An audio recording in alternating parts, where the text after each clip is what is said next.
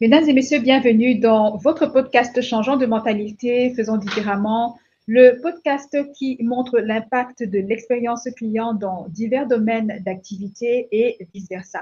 Pour le premier épisode, nous avons parlé d'expérience client et expérience collaborateur. Pour le deuxième épisode, nous avons parlé d'expérience client et intelligence artificielle. Nos deux premiers épisodes sont toujours disponibles sur votre chaîne YouTube Culture Client 237. Et pour ce troisième épisode, nous allons aborder une nouvelle thématique, expérience client et qualité de vie au travail.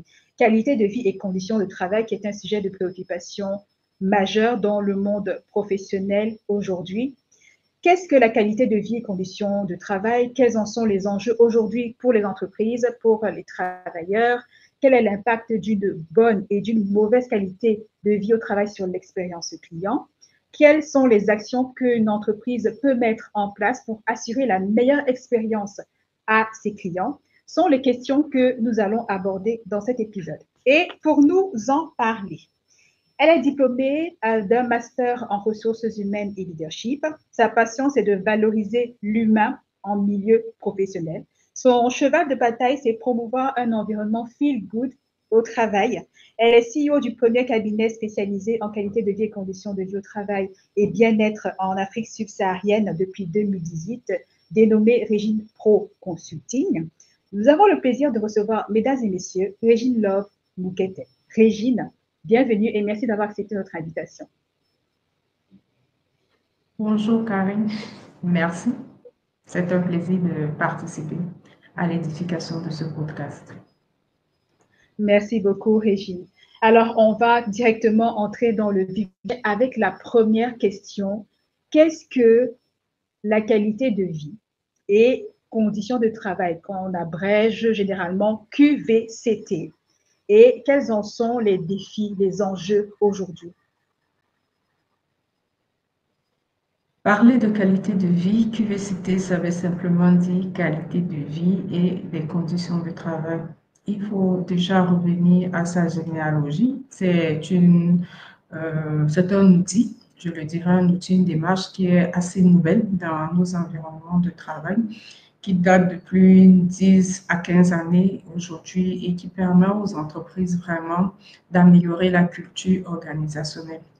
La qualité de vie et des conditions de travail englobe généralement toutes les initiatives qui sont prises par l'entreprise pour améliorer parce que l'objectif aujourd'hui dans l'entreprise, c'est ensemble d'améliorer notre environnement de travail, que ce soit du top leadership jusqu'au plus petit des collaborateurs. C'est ensemble que nous devons penser à comment vivre dans notre environnement avec pour objectif principal de co-créer un cadre de travail sain et épanouissant où la santé, la sécurité et la performance sont au beau fixe.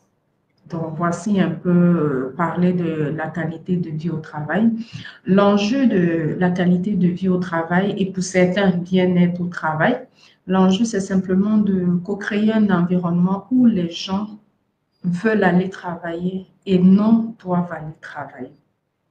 Je reprends. L'enjeu de la qualité de vie au travail, en fait, c'est aujourd'hui d'amener les entreprises à être dans cette dynamique pour co-créer des environnements où les collaborateurs veulent aller travailler et non se sentent obligés d'aller travailler. Et pour il s'agit de permettre à tout le monde de faire du bon travail et de co-construire progressivement une organisation de travail favorable, comme je le disais, à la santé et à la performance de l'entreprise. Créer des environnements de travail plus stimulants et moins stressants, parce qu'il y a une différence entre un travail qui nous stimule et un travail qui nous stresse. Et c'est donner la possibilité aux collaborateurs d'agir sur son travail, de s'exprimer et d'agir sur le travail en le positionnant comme un acteur majeur de son travail et non en fait comme quelqu'un qui ne doit que subir son travail au quotidien. Et c'est aussi dans la qualité de vie aussi pour un enjeu qui est vraiment primordial, c'est d'agir sur la prévention primaire. Très souvent, nous sommes dans des entreprises de réaction, C'est quand le mal, la difficulté apparaît que nous réagissons. Or, l'objectif de la qualité de vie au travail, pour les entreprises qui ont compris et qui essayent aujourd'hui de la déployer, comprennent que ça agit vraiment sur tout cet environnement qui peut être nocif dans l'entreprise, mais en termes de prévention primaire. Donc, on n'attend peut-être pas qu'il y ait des conflits, on n'attend pas que l'expérience client soit au mal fixe, on n'attend pas que les collaborateurs commencent à démissionner, on n'attend pas que le taux d'absentéisme soit élevé pour commencer à chercher en fait quelles sont des solutions propres à notre organisation, mais on anticipe en fait, on met des actions de prévention en termes d'engagement, en termes, c'est des éléments en termes d'engagement, en termes de motivation, en termes d'absentéisme. En fait, on commence déjà à déployer des actions de prévention primaire pour prévenir ces maux dans le futur. Et l'un des principaux piliers, c'est que la qualité de vie amène à travailler sur les sources primaires vraiment de tous les maux aujourd'hui qui peuvent impacter la santé et la performance des collaborateurs. Donc, voici un peu, de manière succincte, quels peuvent être les enjeux aujourd'hui de la qualité de vie au travail. Et pour clôturer, l'autre, c'est en termes de durabilité des entreprises. Aujourd'hui, c'est un mot qui revient beaucoup, la durabilité.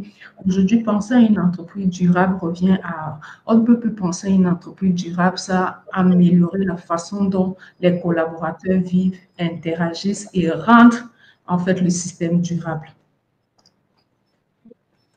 J'ai aimé ta définition quand tu disais parler de qualité de vie au travail, d'amélioration des conditions de travail, c'est tout simplement créer un environnement où le travailleur, l'employé va travailler avec plaisir et non, ne se sent pas obligé d'aller travailler. Parce que se sentir obligé d'aller travailler, c'est comme si ça devenait déjà la prison. C'est comme si ça devenait... Et franchement, quand un travailleur ou un employé atteint déjà ce niveau, ça veut dire que toutes les conditions de travail ne sont pas réunies pour qu'il ait du plaisir à se lever tous les matins pour aller travailler. Moi, j'ai envie de demander, où est-ce qu'on en est en Afrique par rapport à cette thématique-là? Est-ce qu'elle est comprise? Ou encore il y a du chemin à faire? Est-ce qu'il y a quand même des entreprises qui s'alignent par rapport à cette thématique-là? Où est-ce qu'on en est vraiment dans nos entreprises africaines? Où est-ce qu'on en est par rapport à la qualité de vie au travail? D'accord, Karine, avant de répondre à cette question, je voudrais mettre un point d'honneur sur un élément. En termes de conditions de travail, ce n'est pas qu'à l'employeur de mettre en place, d'améliorer la qualité de vie au travail. C'est vraiment co-construit. Parce qu'il peut y avoir des facteurs qui sont internes à l'entreprise qui rendent le travail contraignant au niveau du collaborateur. Donc, c'est pour Oui. cela qu'aujourd'hui, nous appelons les entreprises dans des démarches qu'ils arrivent à mettre en place. C'est quand un collaborateur entre, il faut penser à le développer. Il ne faut pas le prendre comme il entre dans l'entreprise parce qu'il peut avoir des facteurs historiques de sa vie passée, de son histoire passée, qui deviennent contraignants pour notre environnement et pour l'amélioration des conditions de travail. Donc, c'est un peu comme un système de 360 en fait. On regarde au niveau de l'entreprise et on regarde aussi au niveau du collaborateur. C'est pour cela qu'on parle en termes de co-construction. L'employeur crée juste cadre. Donc, ça veut dire qu'il crée un cadre dans lequel tous ces sujets peuvent être débattus et pris en compte, en fait. On prend en compte comment nous vivons en entreprise et ça va au-delà de la vie de l'entreprise. On prend en compte la vie globale du collaborateur parce que celui qui sort de nos bureaux, qui rentre chez lui, il peut avoir des facteurs qui deviennent très contraignants, qui sont exogènes à l'entreprise et qui le stressent plus même que l'environnement de travail. C'est pour ça que la qualité de vie au travail, finalement, devient une qualité de vie globale dans la mesure où ça prend l'humain dans son entièreté. Ça ne prend pas que l'humain dans notre environnement de travail, mais ça prend l'humain au-delà de son environnement de travail qui l'amène même dans son équilibre de vie, en fait.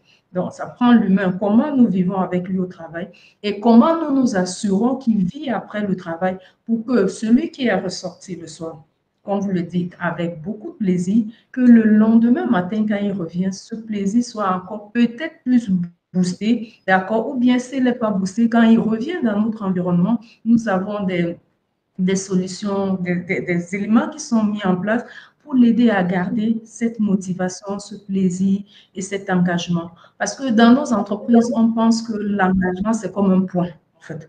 On oublie que ce soit l'engagement, la motivation et tous les autres facteurs, ça se nourrit de quelque chose. Et c'est ce Exactement. qu'apporte la qualité de vie au travail. Ça vient créer, en fait, identifier ces déterminants qui nourrissent au quotidien, que ce soit l'engagement, la motivation et la performance, la santé et la sécurité des collaborateurs. Pour revenir à ta question, effectivement, en Afrique, c'est très nouveau.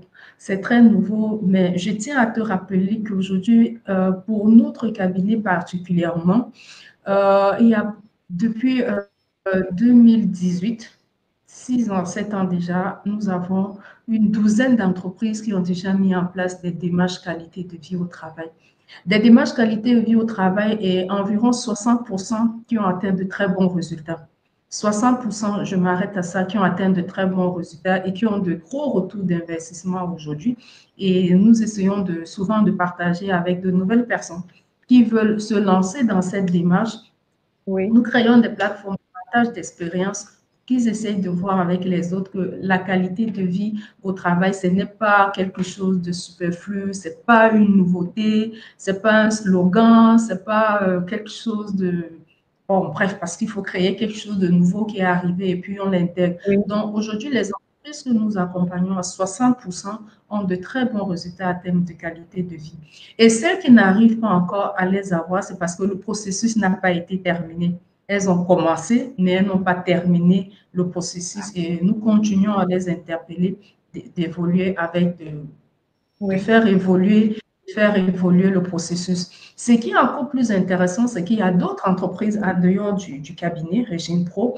Il y a encore d'autres entreprises aujourd'hui qui parlent, qui prennent et qui parlent de plus en plus de qualité de vie en Côte d'Ivoire, au Cameroun et au Sénégal, en fait.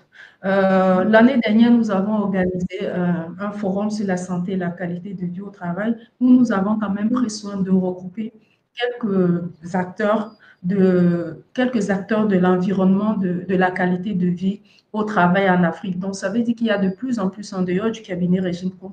Il y a d'autres cabinets aujourd'hui qui parlent, et je crois, qui ont Qui quand en même font. des expertises en entreprise, et je crois pour eux que ça se passe bien. Et ce n'est que ce que je peux souhaiter parce que les résultats et les retours que nous avons des entreprises qui ont réussi à mettre de projets, des premiers projets qualité de vie au travail, ils sont sous prix de la démarche et Des des retours résultats. sur investissement. Bah, super. Bravo à ces entreprises-là.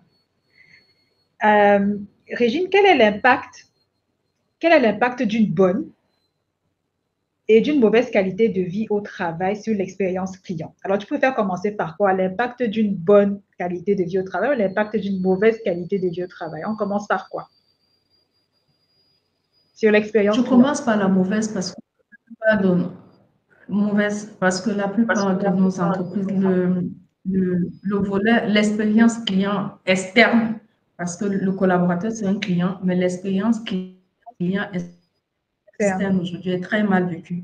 Nous sommes tous des clients externes. Nous sommes des clients internes et des clients externes. Donc, en tant que client interne, dans notre environnement, l'expérience, elle est très mal vécue, en fait. Elle est mal vécue parce que l'un des premiers points, elle est mal vécue parce que quand nous allons en face, quand nous sommes dans la politique du client externe et que nous allons vers des structures pour acheter ou bien, très souvent, nous avons l'impression que, que ce n'est pas encore ça, en fait. Que ce n'est pas encore ça dans la mesure où on ne comprend pas l'importance de placer, les entreprises ne comprennent pas l'importance de placer en face de leurs clients externes un collaborateur qui vit la culture, qui valorise sa marque. Très souvent, on oublie en fait que l'expérience client externe est une histoire qui se déroule à travers tous les points de contact du client interne comme externe. je reprends, dans nos entreprises, nous oublions tellement, nous omettons, ou je ne sais pas comment on le dit, que l'expérience client externe, c'est une histoire en fait, qui se déroule à travers de tous les points de contact de clients internes comme externes. Et parce que dans nos environnements dans nos environnements de travail, le premier défi que je vais essayer d'énumérer ici, c'est en termes de culture d'entreprise. Ce qui est dit n'est pas vécu. C'est le client interne qui fait l'interface avec le client externe. Vous verrez par exemple, dans certaines entreprises, on parlera le client d'abord. Le client d'abord. Et lorsque dans une telle culture, on parle de client d'abord, n'oublions pas que nous avons deux clients. Nous avons deux clients en face de nous, le client qui est interne et le client qui est externe. Donc, quand on dit le client d'abord, ça veut dire que le client interne doit être d'abord et le client externe aussi doit être d'abord. Donc, ça veut dire que l'expérience qu'on veut faire vivre au client externe, il faut déjà le faire vivre au client interne. Exactement. Il faut déjà que le client interne vive cette expérience. Je prendrai un cas simple. Souvent, quand je vais dans des audits dans les entreprises, l'un des réels défis pour lesquels les entreprises nous contactent même d'abord, c'est parce que l'expérience client est mal vécue. Donc, on dit venez un peu voir si la qualité de vie peut améliorer. Quand vous dites à un collaborateur d'être poli, il faut être poli avec le client externe. D'accord. À son niveau, quelles sont les actions de politesse que vous voulez qu'il manifeste à votre client externe? Ce que vous voulez qu'il manifeste à ce client externe, vous devez déjà remplir en fait son grenier de ces actions. Parce qu'il n'y a que deux cas dans la vie. Soit on donne ce qu'on a ou on refuse de donner ce qu'on a. D'accord? Exactement. Donc, lorsque vous avez des slogans, en fait, dans votre charte client, rassurez-vous que c'est d'abord le client interne qui vit cette charte.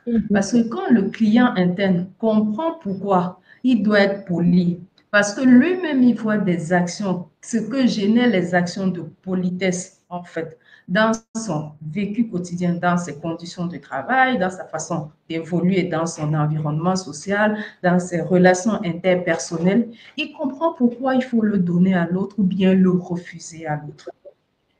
Parce qu'on parle de deux cas, on ne donne que ce qu'on a ou on refuse de donner ce qu'on a. D'accord? Mais si dans notre environnement professionnel, nous demandons à celui qui sera l'interface demain, qui est le point de contact en fait, de nos clients externes, il ne vit pas ce que nous disons. En fait, il a l'impression en fait, que vous lui demandez, ça devient une condition dans sa vie. Ce n'est pas quelque chose qui fait de manière naturelle, c'est un peu comme si c'est conditionné. Et sachant que tout ce qui crée la condition peut déclencher des souffrances, l'expérience client est vécue comme une souffrance pour lui. Parce qu'on lui demande de faire ce que lui-même, il ne comprend pas, ce qu'il ne vit pas. Et c'est tellement conditionné pour lui que ça crée de la souffrance. Il faut être poli avec les collaborateurs, il faut faire respecter ceci sur les 3 jours, respecter cela sur les 3 jours. Et au finish, à la fin de la journée, lui, il a un dossier qu'il a envoyé, il ne sait même pas à quel niveau ça se retrouve. En fin de la journée, même quand on veut lui faire des feedbacks, les feedbacks sont tellement anxiogènes. En fin de journée, donc il a l'impression que c'est très contraignant pour lui. On lui impose une surcharge en fait émotionnelle que lui, à son niveau, il n'arrive pas à libérer, mais on lui démontre d'amener les autres à la libérer. Donc, c'est un peu ça le défi. Donc, quand on parle d'expérience client, l'un des défis dans nos entreprises, c'est que la culture organisationnelle ou bien la culture de notre marque que nous voulons valoriser n'est pas vécue par le premier point de contact, qui est le client interne. Et c'est ce qui déclenche tout le reste. Parce que c'est un peu comme un père qui dit à ses enfants, il ne faut pas insulter le voisin, mais lui, quand il injurie le voisin, quand lui passe, il injurie le voisin. Et il dit à l'enfant, débrouille-toi, même si le voisin te fait quoi, ne l'injurie jamais. Le fils va craquer. Tôt ou tard, ça va revenir comme c'est quelque chose de naturel et il va craquer. Donc, l'un des réels défis de la mauvaise expérience que nous voyons très souvent, c'est parce que le client interne qui est censé vivre en fait ce que nous voulons voir auprès de notre client ne vit pas cette expérience. Et ça crée de la surcharge émotionnelle. Et parce que ça crée de la surcharge émotionnelle, ça devient une surcharge, ça commence à créer des pathologies psychologiques. Et dès que ça commence à créer des pathologies psychologiques, rassurez-vous que ça vient déléter l'expérience client externe. Donc, voici un peu l'un des défis que nous rencontrons quand très souvent les gens nous appellent pour venir améliorer leur expérience client, améliorer le marque employeur. C'est parce qu'à l'intérieur, c'est déjà. Mais par contre, rassurez-vous qu'il y a des entreprises quand même qui sont à une expérience client de 70% parce qu'après, il faut dire que heureusement. notre contexte culturel aussi, il y a notre contexte culturel aussi ne promeut pas beaucoup l'expérience client de par notre histoire, de par beaucoup de choses en fait. C'est depuis l'éducation familiale même, notre éducation ne promeut pas beaucoup une certaine expérience client qui est pointue en fait, de par nos cultures très communautaires en fait, de par nos cultures très communautaires. Et sachant d'où nous venons, aujourd'hui, il faudrait que les entreprises arrivent vraiment à travailler leur culture organisationnelle. Il y a des entreprises, rassurez-vous, où je crois qu'il existe quand même de très bons éléments. Et pour conclure sur cette question, ce que je pourrais vous dire, c'est que les entreprises dans lesquelles l'expérience client, où il y a un mal-être qui peut déclencher une mauvaise expérience client, ça part très souvent du mal-être vécu de manière émotionnelle par les collaborateurs, comme je disais. Ils ont une surcharge conditionnelle que même ils ne peuvent pas supporter parce qu'ils n'en voient pas. Et c'est ce qui déclenche le mal-être au travail et ça entraîne, en fait, ça vient déléter tous les autres indicateurs parce qu'on oublie que l'engagement se nourrit, on nous demande d'être engagé tous les jours, on oublie que le même engagement ne peut pas être au bon fixe tous les jours, et même quand il faut être engagé tous les jours, il faut créer des conditions pour que nous soyons engagés tous les jours, et c'est co-construit, hein, le collaborateur doit les créer et l'entreprise aussi doit les créer. Ça crée le mal-être psychologique et ça augmente les coûts. Ce que nous essayons souvent d'inviter les responsables administratifs et RH à faire, c'est d'essayer de calculer, pardon, excusez-moi, le coût de mal-être. En fait, dans nos entreprises, on nous met très souvent de calculer les coûts de mal-être au travail. Les coûts de bien-être, on ne les calcule pas et on nous met encore de calculer les coûts de mal-être. Parce que si les entreprises dans lesquelles on a essayé d'estimer les coûts de mal-être au travail, ce sont celles qui ont réussi aujourd'hui avec nous à mettre une très bonne expérience collaborateur interne. Parce qu'on perd tellement dans nos entreprises beaucoup d'argent. On pense que le problème, c'est de faire rentrer, mais on oublie qu'on ferait rentrer de finances beaucoup plus de manière optimale en mettant une bonne qualité, en améliorant la qualité de vie au travail. Parce qu'il faut le dire, Karine, toutes les entreprises aujourd'hui ont déjà une qualité de vie au travail. Maintenant, est-ce qu'elle est propice pour la culture organisationnelle, pour l'expérience client qui veut le voir, ou est-ce qu'elle n'est pas propice? Et c'est la question que chaque entreprise devrait se poser. L'objectif, ce n'est pas de mettre la pression aux collaborateurs, de faire vivre une expérience client, mais c'est de se poser la question, est-ce que la culture organisationnelle ou bien l'expérience client ou bien la marque que je vais afficher de mon produit, de mon service, est-ce que mon organisation interne est assez mature pour répondre à ça? Est-ce que mon organisation interne a atteint cette maturité organisationnelle et structurelle pour répondre en fait au niveau d'exigence en termes de marque et d'expérience client que je voudrais imposer et que je voudrais valoriser? D'accord. OK, Régie. Euh, la question que j'ai envie de se poser, encore faudrait-il que les entreprises, les employeurs se rendent compte du mal-être de leurs employés. Encore faudrait-il qu'ils s'en rendent compte. Tu as des entreprises, par exemple, où les collaborateurs peuvent même se plaindre, peuvent même démontrer leur mal-être pour dire que, je ne sais pas, tu peux avoir un collaborateur qui va se plaindre au RH pour dire que son patron est tout le temps peut-être en train de lui crier dessus, que peut-être on ne leur donne pas tous les outils pour travailler, on leur demande un bon rendement, on leur demande d'être performants, on leur demande de rester engagés, mais ça ne va pas. Et quand même tu as certains collaborateurs qui ont le courage d'aller se plaindre au RH, tu as des entreprises qui, OK, on les écoute, mais on ne fait rien. Le défi, en fait, c'est que vous prenez des RH pour des magiciens. Ils ne sont pas des magiciens. Le RH n'est pas le magicien de l'entreprise. Il n'est OK. non monsieur du résout tout de l'entreprise. Aujourd'hui, nous sommes dans des systèmes organisationnels où les RH ont une posture beaucoup plus administrative. C'est maintenant qu'on essaye avec tout ce qu'on met en place pour faire shifter OK. nos RH de l'administration à la stratégie. Donc, c'est pour cela que de plus en plus, vous voyez, il y a pas mal d'organisations des ressources humaines qui essaient de sensibiliser pour amener le HR de cette position simplement où il est que dans l'administration, recrutement, paye, contrat, Oui, à un HR qui passe au côté humain. Parce que nos HR très humain. souvent sont dans une posture du collaborateur. Ils ne prennent pas la dimension humaine dans l'entreprise. On s'arrête Je suis au d'accord. salarié. Il vient, Mhm. il travaille, son contrat à jour, on paye son argent ou on ne paye pas son salaire, c'est fini. Et aujourd'hui, on amène les HR à aller au-delà, d'accord? Mais rassurez-vous, la solution, ce n'est pas d'aller se plaindre devant un HR. Parce que même si vous allez vous plaindre devant un HR et que les conditions dans cette entreprise ne sont pas créées, que peut faire le HR? Ouais. Que peut faire le HR? Il peut parler contre toute son organisation. Donc, souvent aussi, nous interpellons les collaborateurs. C'est bien d'aller se plaindre devant le HR. Mais est-ce que l'environnement dans lequel tu es, tu penses que cet environnement, en allant te plaindre chez le HR, ça peut créer une dynamique? C'est ça. Parce que souvent, nos HR n'ont pas des moyens pour résoudre les défis humains.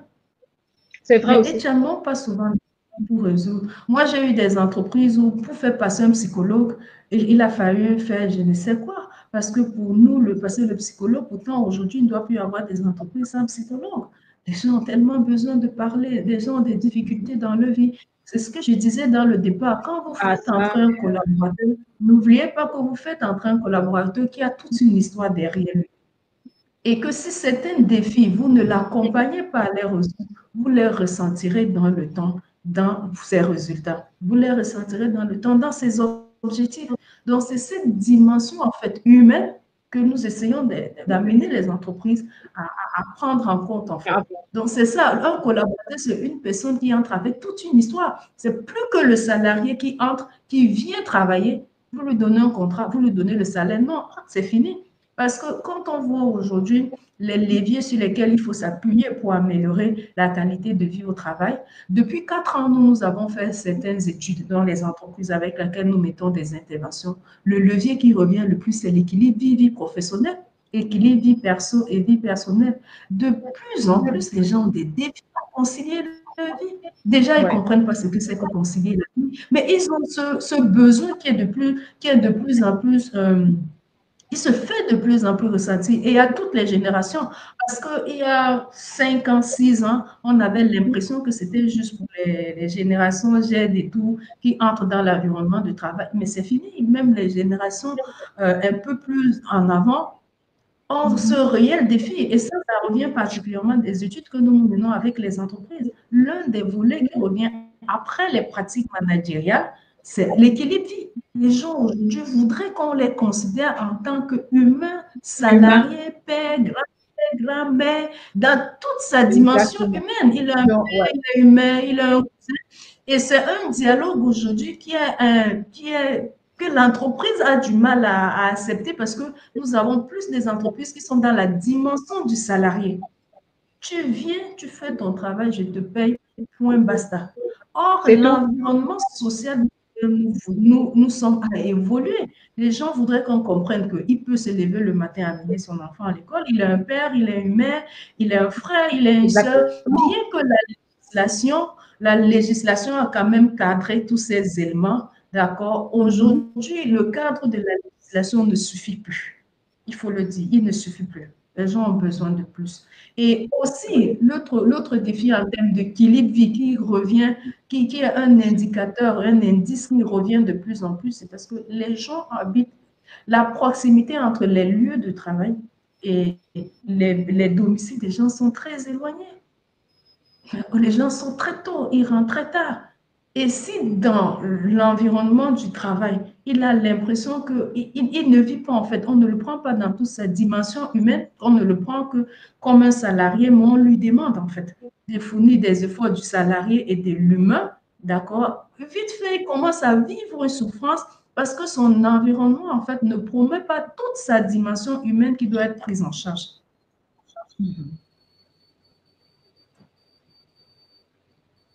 D'accord. Alors, ça nous amène à la troisième question, Régine, qui est, dis-nous un peu, quelles actions QVCT doivent mettre en place les entreprises pour assurer la meilleure expérience à leurs clients? Quelques actions QVCT qu'une entreprise peut mettre en place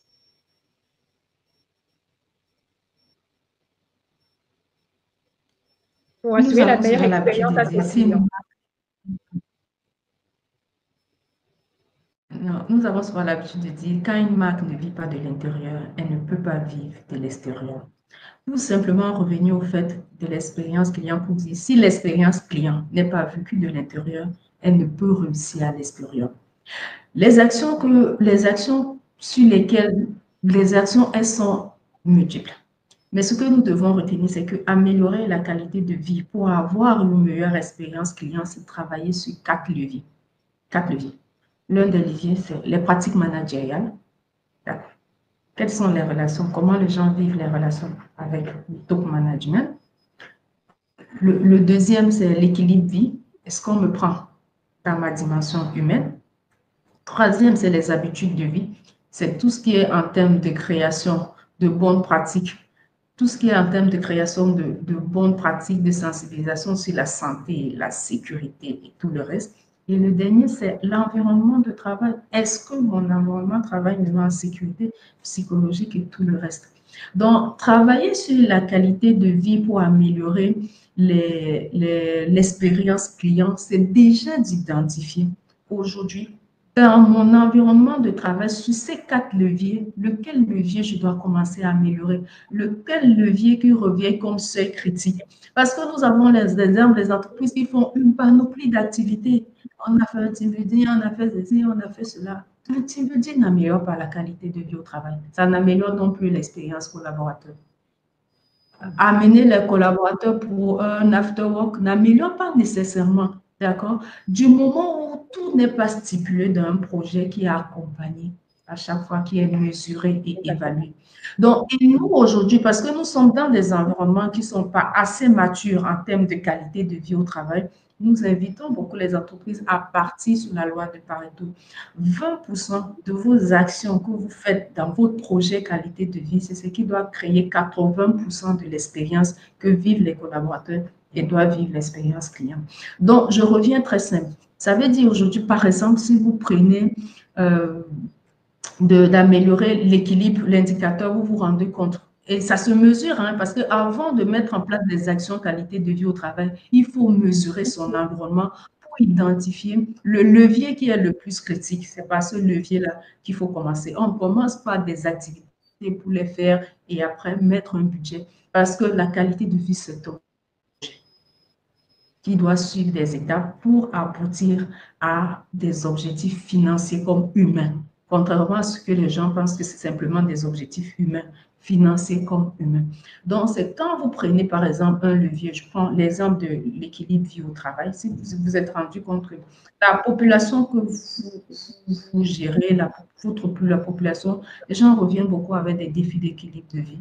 C'est de s'asseoir ensemble, ce n'est pas la direction qui décide, c'est ensemble, on crée un cadre où chacun peut s'exprimer. Parce que c'est co-créé, on décide de faire des groupes de parole, de sensibilisation pour collecter des actions qui peuvent aider le maximum de personnes. Parce que si moi, aujourd'hui, je suis par exemple ta responsable, Karine, et puis tu viens te plaindre, bon, je dis, bon, pour résoudre tes défis de ceci, fais cela. Rien ne prouve que c'est réellement ça qui résout ton défi. Or, dans l'entreprise, nous avons beaucoup de personnes qui interagissent. L'objectif, c'est de s'asseoir ensemble et de décider aujourd'hui de faire des séances de travail pour que les collaborateurs apportent, qu'ils se sentent acteurs en fait dans cet environnement et non qu'ils le subissent. Donc, ça veut dire qu'ils fassent émerger, qu'on fait émerger ensemble des actions et des solutions qu'on peut mettre ensemble pour améliorer et faire évoluer cet indicateur, pour faire évoluer l'expérience client. Et vraiment, nous le disons, c'est 20%. Je ne peux pas, je peux vous donner une liste d'activités, mais aujourd'hui, de plus en plus, je vis de les donner. Parce que quand nous les donnons comme ça, les gens les prennent, ils vont juste les appliquer et après, ils vous écrivent que oui, on a fait ceci, mais ça n'a pas amélioré tel. Non. Le process, c'est d'identifier le levier que vous voulez au travers des questionnaires, des sondages, de l'identifier. Et par rapport à ce levier que vous voulez améliorer, pour améliorer votre expérience client, c'est d'identifier ensemble avec les collaborateurs quelles sont les actions qu'on peut mettre en place. Parce que en intégrant les collaborateurs, on a dit c'est d'amener les collaborateurs à agir sur le travail au départ dans la définition. C'est amener les collaborateurs à agir sur le travail, c'est de leur rendre acteurs, de comprendre que c'est ensemble que nous arriverons à réussir cette expérience-là. C'est pas sans vous, c'est pas en dehors de vous. Pourquoi? Parce que vous n'aurez pas mieux que le client externe qui est en face d'un client qui connaît les difficultés qu'il vit au quotidien. Donc, c'est de les amener à agir, trouver ensemble des activités, des sensibilisations que vous pouvez mettre en place qui peuvent être, s'il faut aller un peu dans ce détail, il y a un peu, par exemple, améliorer les conditions de travail. Déjà, il faut faire comprendre aux gens c'est quoi les conditions de travail. Nous sommes dans des environnements où les gens ne comprennent pas beaucoup certaines thématiques dans l'entreprise. C'est de faire beaucoup de sensibilisation pour communiquer sur la culture organisationnelle, pour communiquer sur les comportements qu'on veut voir, les comportements qu'on veut voir, des personnes manifester. Et au-delà des comportements, c'est d'évaluer si ces comportements ont un impact. Parce que vous verrez, dans nos murs, on affiche beaucoup de choses, mais qui ne sont pas vécues. C'est affiché, mais ce n'est pas vécu. C'est affiché, on communique un jour, le lendemain, on ne communique pas. On ne communique plus. Pourtant, améliorer la qualité de vie pour avoir une bonne expérience, c'est un peu comme du dogmatisme en fait. Vous rappelez ça, les gens doivent arriver à un système de mimétisme, et pas un mimétisme qui les tue en fait, qui devient difficile, un réel défi aussi pour la santé psychologique. Parce que les gens doivent être dans un système où ils comprennent que quand j'entre dans mon environnement de travail, voici ce que je dois faire, voici les comportements que je dois avoir. Et au-delà de ces comportements, mettre des réserves. Parce que très souvent, les gens pensent que quand on parle de qualité de vie ou bien pour améliorer l'expérience qu'il y a, non. Il faut savoir rectifier les mauvais comportements. Et rectifier les mauvais comportements, il ne faut pas s'amuser. Parce qu'on dit souvent que c'est la mauvaise graine qui détruit toutes les autres graines. Dès l'impression qu'on a des mauvaises graines, on a des mauvaises énergies, trouver comment les accompagner ou bien les éliminer du système. C'est du business à la fin. Donc les actions sont vraiment, elles doivent être centrées sur ces 4 leviers-là. Mais je voudrais insister pour dire, c'est pas parce qu'on organise un team building, d'accord, des after-work, qu'on parle de qualité Ça de vie résout au le travail. problème. C'est pas parce qu'on organise un team building, beaucoup d'activités pour faire fédérer nécessairement les collaborateurs que ça peut améliorer l'expérience collaborateur. On peut fédérer les gens et ne pas améliorer l'expérience client. On peut fédérer les collaborateurs et ne pas améliorer l'expérience client. C'est-à-dire fédérer, on organise beaucoup d'activités pour qu'ils fédèrent. Donc, on est en train de se battre pour les fédérer. Mais est-ce qu'ils comprennent pourquoi on est en train de les fédérer? Parce que si on fédère simplement et qu'on ne fait pas passer le bon message pendant qu'on est en train de fédérer, ils n'ont pas la fidélité. Ils s'arrêtent sur l'action de on nous fédère, on organise des activités, on Exactement. ceci. La suite, c'est quoi? Quand on vous fédère, c'est parce qu'il y a une finalité qu'on va atteindre. Est-ce qu'on prend le temps, après nous avoir fédérés, de faire des sondages, de mettre en place certaines pratiques pour se rassurer que nous sommes en train d'évoluer vers l'objectif que nous nous sommes fixés? D'accord. Donc, là, Alors, ok, j'ai cru que j'avais terminé, désolée. Ok, d'accord. De ce que je retiens ici, euh, mener des actions isolées comme ça, comme des team building after work, ça ne sert à rien si on ne met pas le doigt sur ce qui ne va pas réellement, sur ce qui ne va pas et qui fait en sorte que l'expérience qu'on délivre aux clients soit mauvaise. L'idée ici, c'est de d'abord déterminer qu'est-ce qui ne va pas et ensuite mener les actions qui permettent donc de corriger ce qui ne va pas et qui fait en sorte que, et qui a donc un impact en fait sur l'expérience que l'entreprise propose à ses clients. C'est un sujet intéressant. On pourrait y passer des heures vraiment à développer ce sujet-là. Mais comme tu l'as bien dit tout à l'heure, ce qui est bien, c'est qu'il y a quand même des entreprises qui commencent à comprendre l'importance de cette notion qu'est la qualité de vie, l'amélioration des conditions de travail. Et on espère que c'est quelque chose qui va aller grandissant en Afrique. Tu disais que tu n'es pas la seule, il n'y a pas de Régine Pro Consul, tu n'es pas le seul cabinet, il y en a d'autres qui, eux, dans ce domaine-là et on espère que ça va s'améliorer. Et partant donc de là, l'expérience client aussi des entreprises va s'améliorer. On terminera, Régine. Est-ce que tu peux nous raconter une anecdote, une petite histoire que tu as vécue dernièrement en tant que cliente qui t'a marqué de façon positive ou négative? Est-ce que tu as vécu quelque chose récemment en tant que cliente, peut-être hier ou ce matin ou il y a un mois?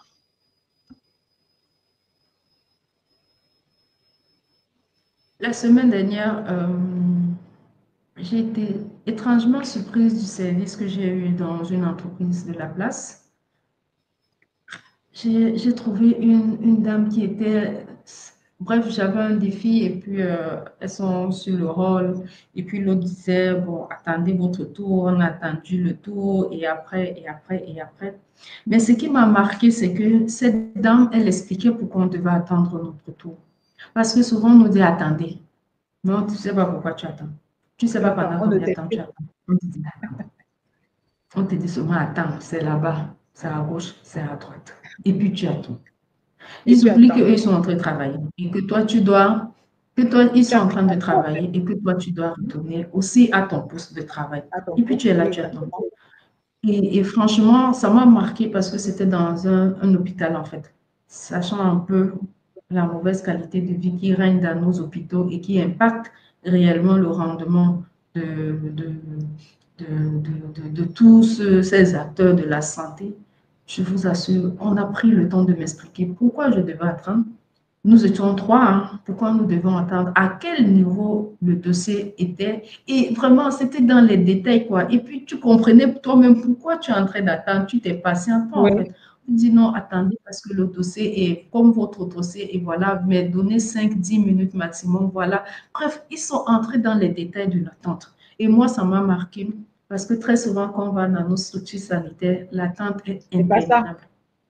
L'attente est interminable. Et moi, ça m'a marqué. Ce n'est pas une structure privée, hein, s'il vous plaît, une structure publique. L'attente Ah, en pour plus. le voir, Oui, parce que oui. des structures privées, oui, c'est dans une structure publique et ça m'a beaucoup marqué. En termes de mauvaise expérience, c'est une expérience dans une entreprise que j'accompagne. Euh, J'étais en pleine consultance et puis je viens voir une dame au secrétariat et puis je lui demande qu'est-ce qu'elle pense. Je lui posais des questions sur certains services de l'entreprise. J'étais surprise que quelqu'un qu'on met en face des clients ne puisse même pas diriger des personnes. En fait, j'étais assise, je lui ai posé des questions parce qu'elle ne savait pas qui j'étais. Elle me dit, c'est pas. Elle fait que me dit, je ne sais pas. Je dis, bon, je peux rencontrer ça. Elle dit, madame, je vous dis, je ne sais pas. Vous savez, ici dans l'entreprise, vraiment, chacun fait ce qu'il peut faire. Là où je suis assise, là, je fais ce que je peux faire. Le reste ne m'intéresse pas. Parce que ici, C'est chez la nous, réponse qu'elle quand t'a tu veux donnée, vraiment. taper, ça va à gauche, ça va à droite. Et puis, elle ne me connaît pas, elle ne sait pas qui je suis. Et puis, elle me dit, madame, attendez, hein, vraiment, moi, vraiment, ici, là, ici, c'est comme ça que ça fonctionne. Attendez quand mon collègue va venir. Et puis, vraiment, moi, je fais ce qu'on me dit de faire. Ce qu'on me dit pas de faire, là, je ne m'occupe pas de ça. Pourtant, elle doit le faire. Et quand son collègue est venu, je demande à son collègue, et son collègue lui dit, ah, mais toi aussi, pourquoi tu déranges les dames là et tout? Elle dit que, déranger comment? C'est vous-même ici, et elle oublie que nous sommes clients, mais c'est vous-même ici, quand on va faire, vous allez venir crier sur les gens, insulter les gens. Non, pardon, je suis assise. Ah, Des gens mais, venaient, elle ne peut mais, pas diriger même des collaborateurs dans certains services internes de l'entreprise. Moi, je trouve que c'est aberrant. Elle dit, ah, ah, ici, même quand il y a des nouveaux produits, nous, bon, on peut vous dire, on peut ne pas vous dire. Madame, pardon, laissez-moi, j'ai mes problèmes. elle a ses problèmes. Mm. Non, mais c'est dingue l'expérience client qu'on vit au quotidien, vraiment, que ce soit dans le secteur public, que ce soit dans le secteur privé. Euh, il y a encore beaucoup d'efforts à faire dans ce sens-là. Exactement comme dans le domaine de la qualité de vie au travail et conditions de travail, vraiment, il y a des efforts aussi à fournir dans le domaine de l'expérience client. Mais c'est un combat qu'on a décidé de mener et on ne risque pas d'abandonner de sitôt. On va toujours continuer de parler. Tu parlais de la sensibilisation tout à l'heure. Et la sensibilisation, elle doit se faire tous les jours. C'est pas que tu parles aujourd'hui et puis tu reviens parler un mois ou 6 mois plus tard. Il faut parler tous les jours, faire comme une espèce de lavage de cerveau pour que les choses puissent changer, que les choses puissent changer, du moins que les mentalités, parce que c'est vraiment un problème de mentalité, que les mentalités puissent changer. Nous sommes à la fin de cette émission. Régine, vraiment, merci beaucoup de t'être rendue disponible, d'avoir pris de ton temps pour, euh, euh, pour notre invitation. Euh, Est-ce que tu aurais un dernier mot, Régine? Oui, déjà, je vous dis merci. Et le dernier mot que je dirais, c'est souvent on court vers la finalité alors qu'il y a la prévention à faire. On parle Oui. beaucoup d'expérience client externe, mais on oublie qu'en face du client externe, on a placé le client interne. Est-ce que ce ne serait pas mieux de revoir un peu, en fait, pourquoi? Parce que pour moi, on est dans des entreprises capitalistes, c'est normal. L'objectif d'une entreprise, c'est de faire des chiffres. Mais du simple moment où Oui. vous mettez en face de votre client externe une interface humaine, rassurez-vous d'abord que cette interface humaine vit ce que vous voulez faire vivre à votre client. Du moment où cette petite règle arithmétique, nous, on faisait ça peut-être au CM2, la notion des vases communicants. Voilà. Ce que vous déversez dans la vie des autres, il déverse dans la vie de vos clients. Ne l'oubliez pas.